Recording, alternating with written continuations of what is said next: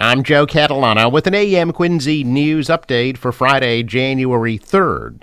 Shuttle buses were replacing train service on a section of the MBTA's Red Line after a maintenance vehicle derailed early this morning. Buses were running between Quincy Center and JFK UMass. Riders can also use the commuter rail at Quincy Center and Braintree for alternate service. Last fall, federal regulators issued a stern warning after dozens of incidents involving maintenance vehicles. The Federal Transit Administration pointed to 27 maintenance vehicle derailments between January 2024 and the end of September, which was more than all similar incidents in the previous 3 years combined. It was unclear when the service would be restored this morning.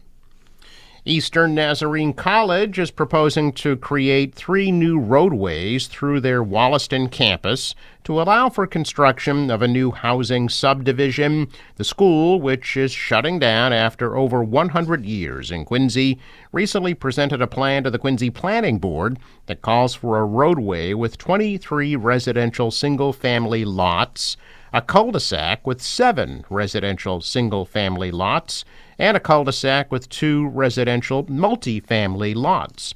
Quincy's Deputy Planner Rob Stevens explains the proposal is still preliminary. The Planning Board endorsed the comments about the proposal from the city's engineering and health departments. An attorney for Eastern Nazarene College did not attend the Planning Board meeting. City of Quincy continues to lay out the groundwork in an effort to create a municipal broadband network to offer competitive internet service. City Council recently approved 2 measures that set the stage for the next step in the process.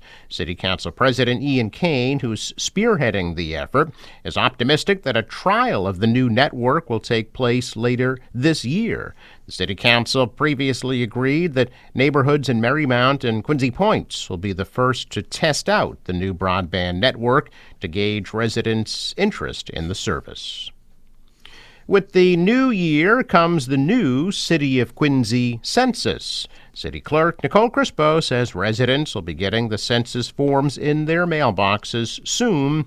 There is a city election this year for all the city council seats and 3 school committee seats. Crispo says if a primary is needed, it will be held on September 2nd, the day after Labor Day. Prosecutors in the case of Karen Reed are asking the judge to exclude testimony about cell phone data from her retrial, which is scheduled to begin later this year.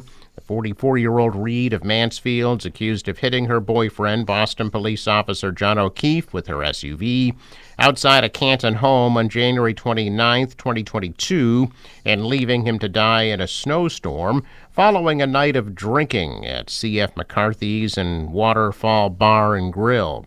In a motion filed this past Tuesday, the state wants the proposed testimony of Richard Green, the founder of United States Forensics, to be barred from Reed's new trial. Green previously testified about his analysis of cell phones belonging to Reed, O'Keefe, and friend Jen McCabe. He testified that McCabe's phone was used to search Google for how long to die in the cold at 2:27 a.m. The state wants the alleged Google search and testimony about any deletion of data from McCabe's phone to be excluded. Prosecutors are trying to show that Reed's alleged actions outside 34 Fairview Road were intentional. Reed's lawyers have alleged there was a cover-up involving members of several law enforcement agencies. They say O'Keefe was beaten by someone else inside the home, bitten by a dog, and then left outside. Reed's first trial ended July 1st with a hung jury, and she's attempting to convince the Supreme Court to drop some charges while she awaits a second trial. Reed's second trial is scheduled to begin on April 1st. Norfolk County Sheriff Pat McDermott announcing that his Are You OK program is being credited with helping a Norfolk County resident in need of medical care after she was unable to answer the call from the sheriff's office to check in on her. It is the latest of several assists in the past few months linked to the free service offered by the sheriff's office. The most recent case happened this past Monday morning around 9:30 when an 83-year-old Dedham resident and client of Are You OK didn't answer the automated check-in call. Norfolk County Sheriff's Officer Cheryl Bambry called the woman personally numerous times with no response. Bambry then called the woman's neighbor, who's also on the Are You OK program, and asked that neighbor to visit the woman because she lives in the same building and had a key to the woman's apartment. When the neighbor arrived, she found the 83-year-old very weak and unable to use the phone or to move and was calling out for help. That neighbor called 911, and the woman was taken to a nearby hospital. She's now back home. Are You OK is a free program run by the Sheriff's Office that offers calls to residents of Norfolk County who live alone and could use a check-in related to their health or well-being. To sign up, call 1-866-900-7865.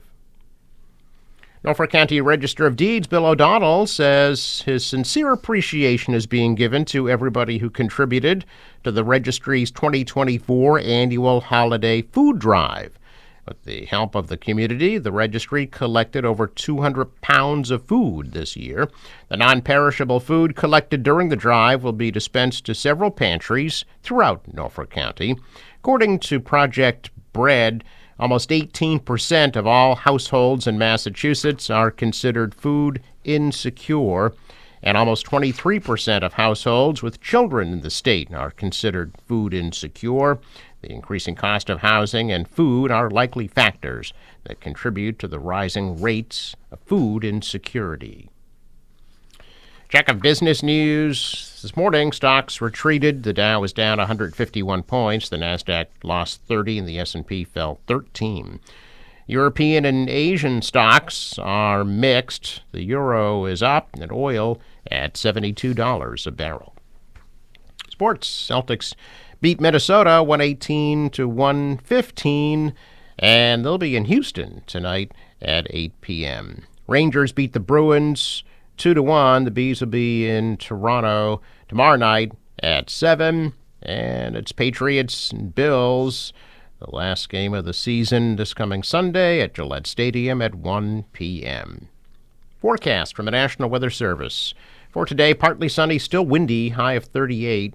Tonight, partly cloudy and a low 28. Tomorrow, mix of sun and clouds, breezy, high of 32. But the same thing on Sunday, partly cloudy 32, and Monday, partly cloudy with a high of 33.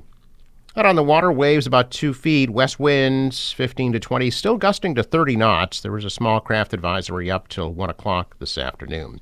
High tide 1:34 p.m. Sunrise 7:12, sets at 4:24. Traffic note, Fore River Bridge scheduled to open today at 1:30 and tomorrow at 2 p.m. I'm Joe Catalano with an AM Quincy news update for Friday, January 3rd.